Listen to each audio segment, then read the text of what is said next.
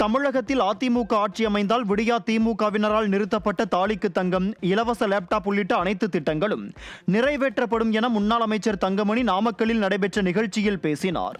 நாமக்கல் மாவட்டம் குமாரபாளையம் சட்டமன்ற தொகுதிக்குட்பட்ட திருச்செங்கோடு ஆனங்கூர் ஊராட்சியில் உள்ள நெட்டவேளம்பாளையம், சின்ன ஆனங்கூர், அண்ணாநகர், மஞ்சுப்பாளையம் பகுதிகளைச் சேர்ந்த அதிமுக நிர்வாகிகளுக்கு உறுப்பினர் உரிமை சீட்டு வழங்கும் நிகழ்ச்சி மற்றும் ஆலோசனை கூட்டம் நடைபெற்றது.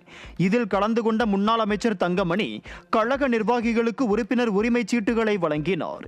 இந்த நிகழ்ச்சியில் ஆனந்தூர் ஊராட்சி மன்ற தலைவர் சிங்காரவேலு, ஒன்றிய கழக செயலாளர்கள் சந்திரசேகரன், செந்தில், குமரேசன் உள்ளிட்ட கட்சி நிர்வாகிகள் ஏராளமானோர் கலந்து கொண்டனர். இந்த நிகழ்ச்சியில் கலந்து கொண்ட தொண்டர்களுக்கு முன்னாள் அமைச்சர் தங்கமணி உணவு வழங்கினார்.